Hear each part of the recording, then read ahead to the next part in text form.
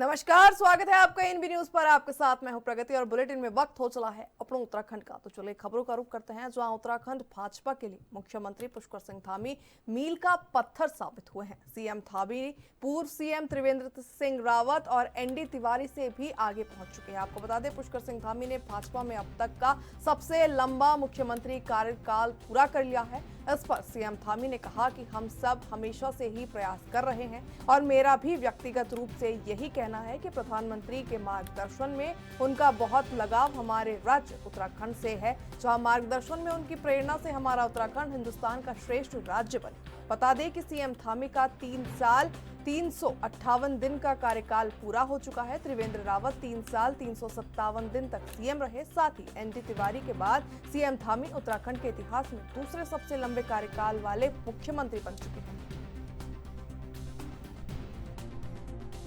ये किस तरीके से देखते हैं, क्या चैलेंज हो सकते हैं?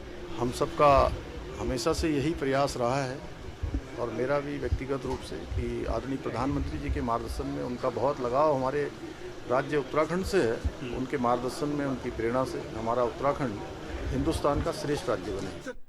राजधानी देहरादून में All India oil sector meet कार्यक्रम का आयोजन किया गया, जिसमें मुख्य अतिथि प्रदेश के मुखिया पुष्कर सिंह धामी ने भी शिरकत की। इस मौके पर कार्यक्रम में राज्य के विकास से जुड़ी एक नई डॉक्यूमेंट्री भी दिखाई गई। वहीं कार्यक्रम को संबोधित करते हुए सीएम धामी ने कहा कि पीएम नरेंद्र मोदी नेतृत्व में उज्ज्वला गैस योजना ने पूरे देश में एक क्रांति लेकर आई है। वहीं इस सम्मेलन में तेल और प्राकृतिक गैस पर होने वाले मंथन में जो भी नवाचार निकल कर आएगा वो मील का पत्थर साबित होगा।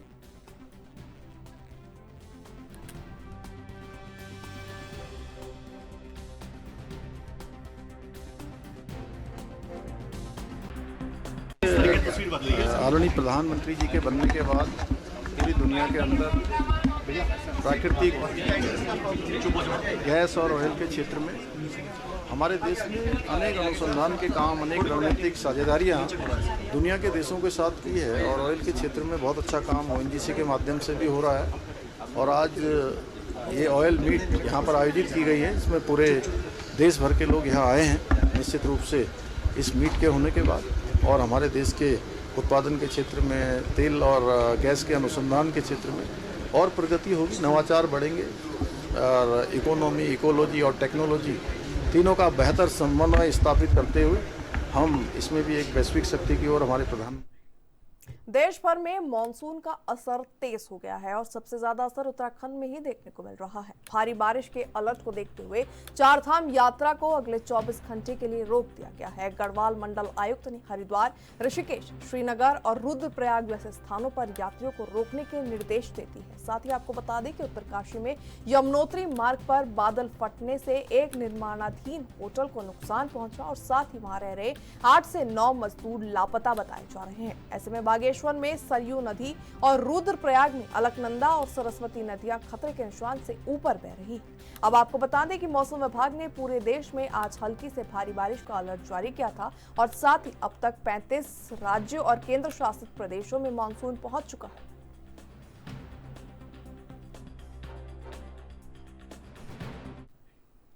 उत्तराखंड राज्य के लिए अहम जमरानी बांध बहुउद्देशीय परियोजना अब तय समय से 6 महीने पहले पूरी होगी। मुख्यमंत्री पुष्कर सिंह धामी ने हाल ही में एक उच्च स्तरीय बैठक में अधिकारियों को स्पष्ट निर्देश दिए कि परियोजना को दिसंबर 2028 से पहले हर हाल में पूरा किया जाए। दरअसल पहले इस परियोजना के पूरे होने की समय सीमा जून 2029 तय की गई थी, लेकिन अब मुख्यमंत्री धामी ने इसमें तेजी लाने के निर्देश देते हुए इसे निर्धारित समय से पहले पूरा करने का लक्ष्य रखा है। उन्होंने कहा कि जमरानी बांध राज्य के विकास के लिए एक अहम परियोजना है और इसके जल्द पूरा होने से लाखों लोगों को लाभ होगा।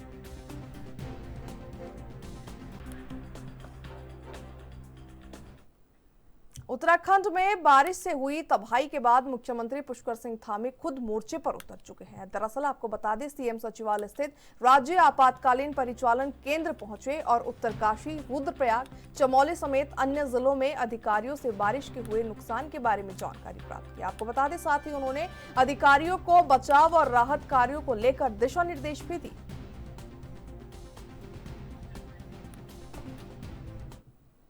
उत्तराखंड में नैनीताल समेत 8 जिलों में रेड अलर्ट जारी किया गया है। इन क्षेत्रों में भारी से बहुत भारी बारिश की चेतावनी जारी की गई। साथ ही पर्वतीय इलाकों में भी भूस्खलन का खतरा बताया गया है, जिसको लेकर मुख्यमंत्री पुष्कर सिंह धामी ने जनता से सतर्कता की अपील की है। साथ ही पीसीएस परीक्षार्थियों से विशेष अनुरोध किया गया कि मुख्यमंत्री ने कहा है कि समय से पहले केंद्र पहुंचे पीसीएस परीक्षार्थी।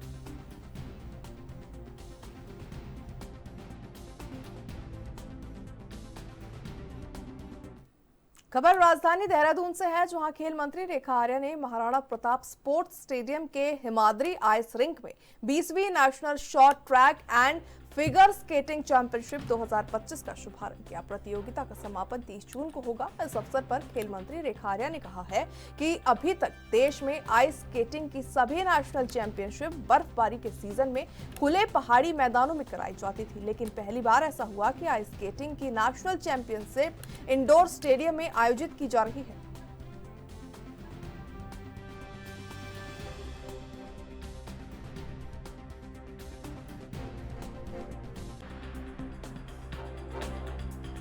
देखिए, मैं समझती हूँ कि अपने प्रदेश के लिए पूरे खिलाड़ियों के लिए बहुत गर्व की बात है कि हमारे यहाँ पर हिमाद्री यानी कि आइस स्केटिंग रिंग पूरी तरीके से आइस स्केटर्स जो हमारे बच्चे हैं उनको समर्पित हो चुकी है और लगातार यहाँ पर अलग अलग प्रतियोगिताएं होती रही हैं। और आज बेहद खुशी है कि मुझे उस कार्यक्रम में आने का सौभाग्य प्राप्त हुआ जहाँ पर आज नेशनल चैंपियनशिप जो है वो हो रही है आइस स्केटिंग के। निश्चित रूप से बच्चे पूरे देश भर के बच्चे हमारे यहाँ पर पहुँचे हैं और आज उन्होंने जिस प्रकार से डेमो दिया है तो वो अपने आप में अद्भुत था। पूरा एक तरीके से कह सकते हैं साहसिक खेल है। मैं सभी आए बच्चों का बहुत स्वागत है और मैं समझती हूँ कि आने वाले समय में हिमाद्री में जहाँ आज नेशनल चैंपियनशिप हो रही है तो आने वाले समय में एशियन चैंपियनशिप भी देखेंगे। तो हम लोग जहाँ लेगेसी प्लान पैरेलली हमारा चल रहा है, आज वो पैरेलली।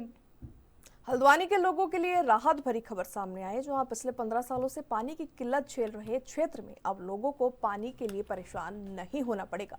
दरअसल हल्द्वानी के कांग्रेस विधायक सुमित रिदेश ने अपने विधायक निधि से 11.5 लाख रुपए स्वीकृत कर क्षेत्र में नई पाइपलाइन डलवाई है, जिससे अब लोगों के घरों तक नियमित पानी पहुंच रहा है।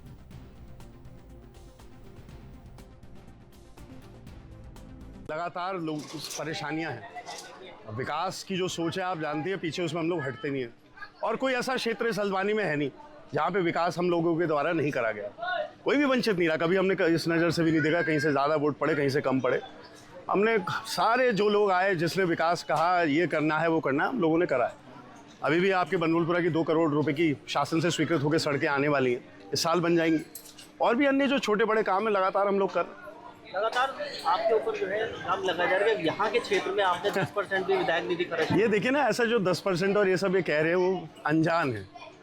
आपकी जो ये छोटी रोड ये बड़ी रोड बनी यही 45 लाख रुपए की थी। विधायक निधि देखिए 4.5 करोड़ रुपए और 40 वार्ड है, हर वार्ड में 10 लाख भी दे दिए तो कहीं दिखेंगे।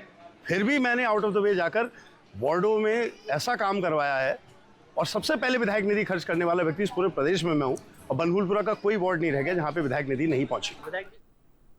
मौसम विभाग ने प्रदेश में भारी बारिश का अलर्ट जारी किया है। इसी क्रम में प्रशासन भी तैयारियां परखने में जुट गया है। इसी क्रम में आपको बता दें, पौड़ी जिलाधिकारी स्वाति एस भदौरिया ने पौड़ी आपदा परिचालन केंद्र का निरीक्षण कर व्यवस्थाओं का जायजा लिया। निरीक्षण के दौरान उन्होंने मौजूदा आपदा उपकरणों और सैटेलाइट फोन का अवलोकन भी किया और उन्हें अलर्ट मोड पर रखने के लिए निर्देशित किया गया। साथ ही आपको बता दें, तहसील स्तर के अधिकारियों को भी आपदा उपकरण अलर्ट पर रखने के लिए कहा गया है। उन्होंने स्पष्ट किया कि आपदा की किसी भी स्थिति में त्वरित संप्रेषण और कार्रवाई सुनिश्चित की जाए।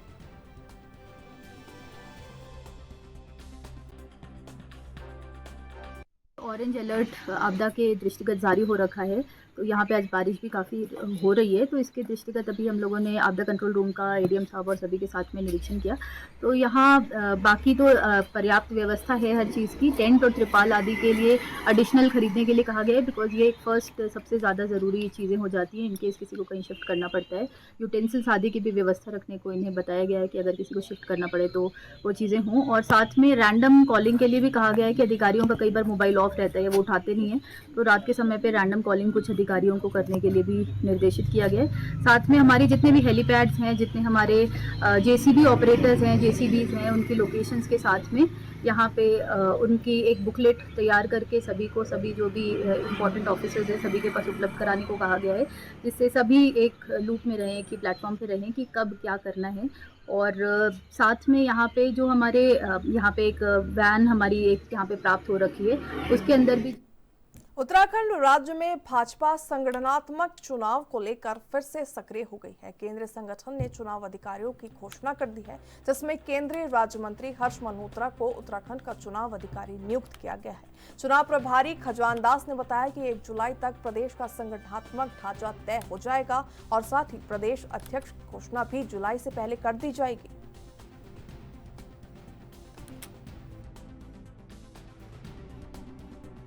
प्रदेश अध्यक्ष के चुनाव को लेकर अभी तक क्या क्लियर है, कब तक क्या होगा? देखिए, चुनाव की प्रक्रिया बहुत पहले से चल रही थी और अक्टूबर से चल रही थी, और अक्टूबर से लेकर के अब तक जो हमारा बूथ से लेकर के मंडल और जिला सब गठित हुआ है।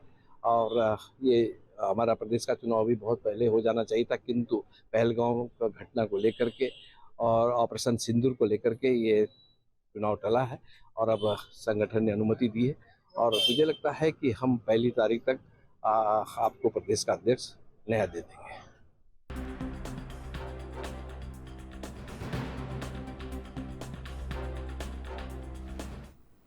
पार्टी ने पूर्व विधायक सुरेश राठौड़ को अनुशासनहीनता के चलते 6 साल के लिए निष्कासित कर दिया है। उन पर अभद्र भाषा के प्रयोग और पार्टी की छवि को नुकसान पहुंचाने के आरोप थे। राठौड़ अपनी दूसरी शादी और विवादित बयानों को लेकर पहले से ही सुर्खियों में थे। नोटिस का संतोषजनक जवाब न मिलने पर भाजपा नेतृत्व ने ये सख्त फैसला लिया।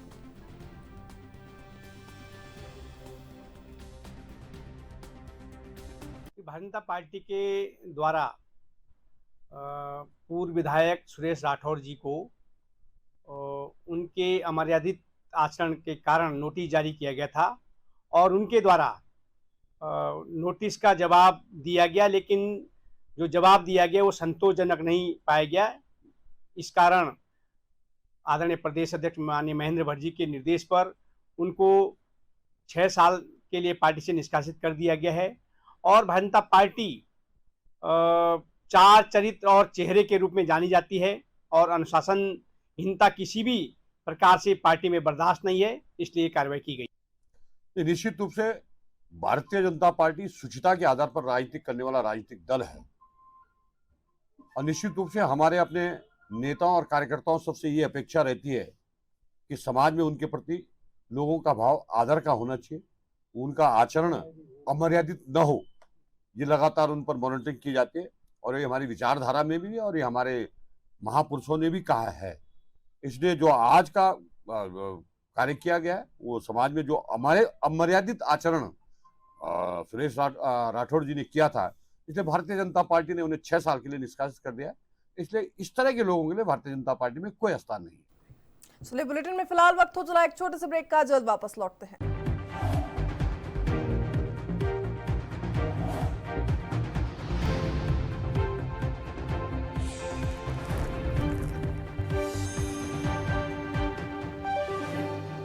ब्रेक के बाद एक बार फिर से आप सभी का बहुत स्वागत है। खबरों का आगे रुख करते हैं, जहां उत्तराखंड में हरिद्वार जिले को छोड़कर बाकी 12 जिलों में त्रिस्तरीय पंचायती चुनाव कराए जाने संबंधित अधिसूचना अब जारी हो गई है। प्रदेश में 2 चरणों में पंचायती चुनाव कराए जाएंगे। पहले चरण के तहत मतदान 24 जुलाई और दूसरे चरण के तहत मतदान 28 जुलाई को कराया जाएगा। अधिसूचना जारी होते ही राजनीतिक पार्टियों में हलचल बढ़ गई है और टिकट की चाहत में बीजेपी दफ्तर में लोगों का जमावड़ा देखने को मिल रहा है। ऐसे में आगामी पंचायती चुनाव को लेकर भाजपा के वरिष्ठ उपाध्यक्ष ज्योति प्रसाद गैरोला ने पिछले पंचायत चुनाव के हवाला देते हुए इस बार पूरी सीटों पर जीत का दावा किया।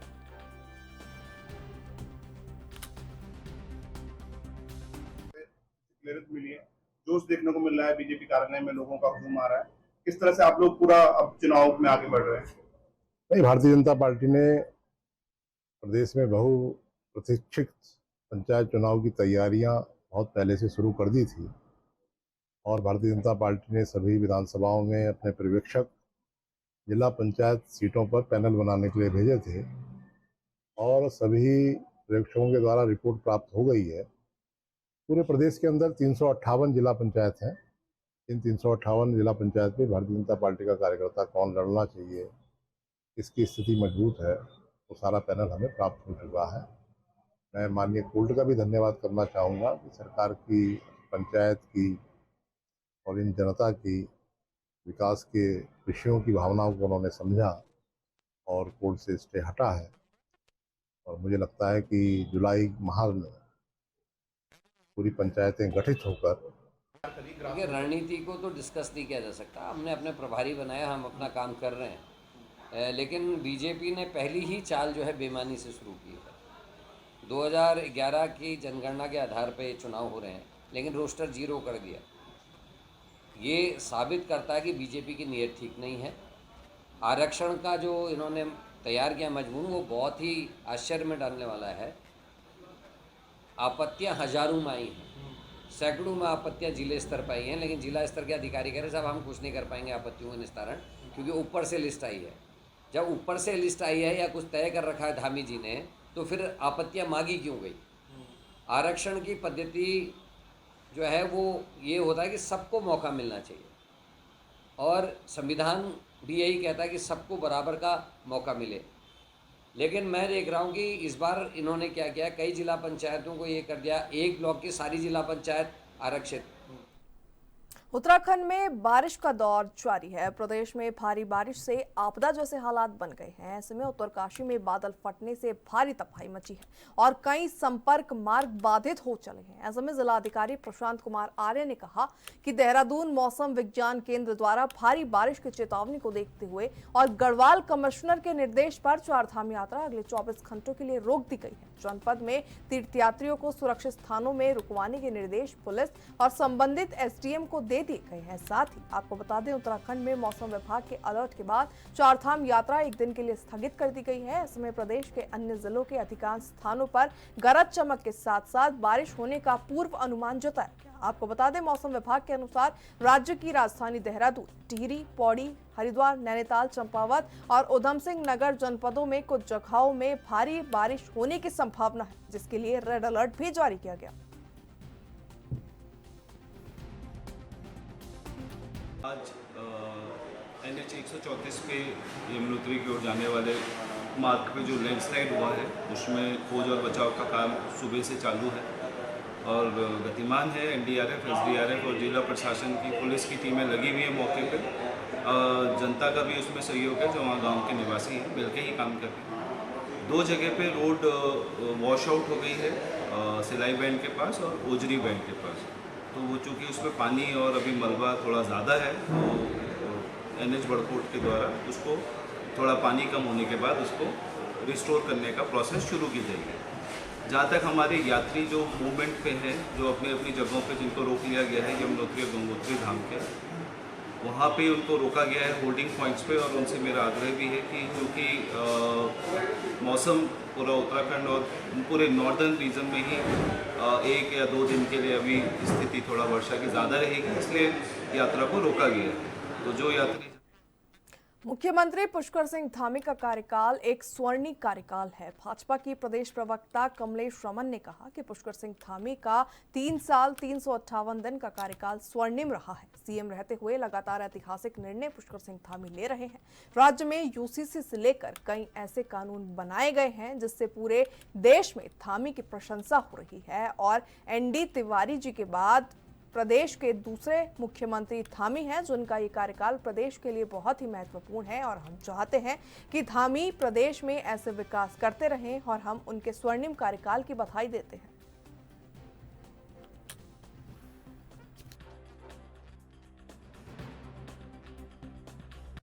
बिल्कुल, देखिए पुष्कर सिंह धामी जी हमारे यशस्वी मुख्यमंत्री हैं और युवा मुख्यमंत्री हैं। उनको बधाई देना चाहेंगे जिस तरीके से उन्होंने एक लंबा कार्यकाल और स्वर्णिम कार्यकाल जो इतिहास में दर्ज करने का माननीय पुष्कर सिंह धामी जी ने काम किया है। उत्तराखंड के अंदर ही नहीं बल्कि पूरे देश के अंदर उन्होंने ख्याति प्राप्त करी है और ऐसे ऐसे ऐतिहासिक निर्णय लिए हैं जो नजीर बनेंगे, आगे चल के इतिहास में वो दर्ज होंगे। चाहे उसमें यूसीसी की बात करूं मैं नकल विरोधी कानून की बात करूं, धर्मांतरण की बात करूं, लैंड जिहाद की बात करूं, महिलाओं को 30% यहाँ नौकरियों में आरक्षण देने की बात करूं, आंदोलनकारियों को 10% क्षैतिज आरक्षण देने की मैं अगर बात करूं, यहाँ किसानों के लिए उन्होंने कार्य किया, यहाँ पर खेल नीति बनाने का काम किया, फिल्म नीति बनाने का काम किया, पलायन को रोकने के लिए होम स्टे जैसी जो यहाँ पर उन्होंने अपने कार्यक्रम चलाए कि होम स्टे के जरिए हम पलायन को रोक सकते हैं। तो उत्तराखंड के अंदर ये पुष्कर सिंह धामी जी का बहुत ही स्वर्णिम कार्यकाल रहा और ऐतिहासिक कार्यकाल रहा। इसके लिए मैं उनको बधाई देना चाहती हूँ और उनका कार्यकाल बहुत सुंदर हो, आगे भी उनका कार्यकाल बहुत सुंदर हो और ऐतिहासिक। राज्य निर्वाचन आयोग की ओर से एक बार फिर चुनाव कार्यक्रम रद्द करने के बाद दोबारा जारी किए गए हैं। इसको लेकर भाजपा प्रदेश अध्यक्ष महेंद्र भट्ट ने निर्वाचन आयोग का आभार व्यक्त किया।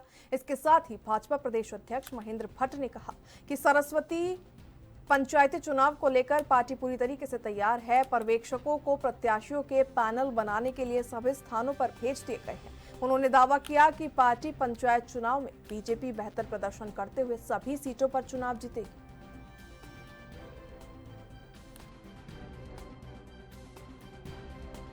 हम राज्य चुनाव आयोग का आभार व्यक्त करते हैं कि कुछ विलंब से ही सही, लेकिन आज की तारीख में चुनाव घोषित हो गए हैं। ये ठीक है, हम चुनाव को चाहते थे जल्दी हो जाए, कांवड़ यात्रा से पहले हो जाए, लेकिन क्योंकि अब कांवड़ यात्रा भी प्रशासन दृष्टि से देखनी महत्वपूर्ण होती है, लेकिन जुलाई माह में ही चुनाव संपन्न हो रहे हैं, ये राज्य के हित में है। और भारतीय जनता पार्टी ने आज से ही अपने प्रत्याशियों की, जिला परिषद सदस्य समर्थित प्रत्याशियों की हम लोग पैनल पर चर्चा कर रहे हैं और हम लोग भी पहली तारीख सायंकाल या 2 तारीख तक हम विधिवत रूप से अपने प्रत्याशी घोषित कर देंगे। 5 तक नामांकन है, समय है, इसलिए हम और व्यवस्थित रूप से चीज़ों को संभालने में और चीज़ों को।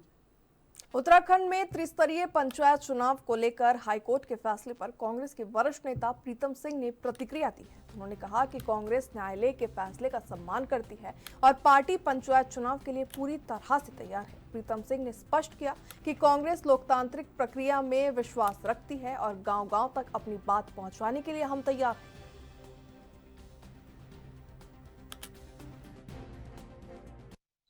मतलब जिस तरह से अब कोर्ट का फैसला आ गया है, कोर्ट ने कहा है कि जो पुराना सरकार ने आरक्षण तय किया था उसी आधार पर चुनाव कराए जाएंगे, कोई बदलाव नहीं किया जाएगा। किस तरह से देखते हैं आप? कि न्यायालय का निर्णय आ चुका है और जो निर्णय न्यायालय ने दिया है, मैं समझता हूँ कि हम उसको स्वीकार करते हैं। लोगों में इस बात को लेकर के आक्रोश था कि जो आरक्षण सरकार ने किया है वो मनमाने तरीके से किया है। अब न्यायालय का निर्णय आ चुका है, इस परिप्रेक्ष्य में तो ज्यादा मैं कुछ कहूँ तो कदापि उचित तो नहीं है। सरकार जब भी चुनाव कराएगी, कांग्रेस चुनाव के लिए। आगामी 11 जुलाई से कांवड़ यात्रा शुरू होने को है। ऐसे में कांवड़ यात्रा को लेकर पुलिस प्रशासन तैयारियों में जुट गया है। इसी को लेकर मंगलौर कोतवाली में सीओ मंगलौर विवेक कुमार ने एसपीओ के साथ बैठक की। कांवड़ यात्रा में एसपीओ की अहम भूमिका होती है। मंगलौर सीओ विवेक कुमार ने बताया कि कांवड़ यात्रा में क्या समस्या होती है और एसपीओ की क्या भूमिका होती है, इसी को लेकर परिचर्चा की गई। तो वहीं कांवड़ यात्रा में सभी एसपीओ जिम्मेदारी के साथ अपना काम करें ताकि कांवड़ यात्रा को सकुशल संपन्न कराया जा सके।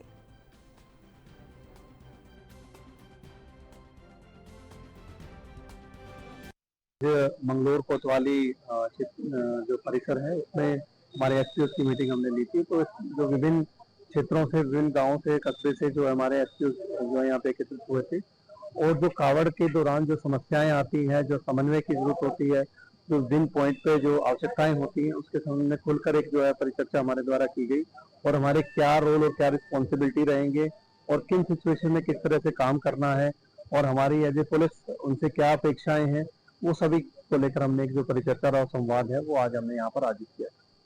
इस संबंध में एक जो उत्तर प्रदेश, पंजाब, हरियाणा और राजस्थान की समन्वय मीटिंग भी जिला स्तर पर इस बारे में की गई थी और इसको लेकर जो गाइडलाइंस हैं उनके बारे में भी चर्चा हुई है, उनको सख्ती से लागू करवाने को लेकर।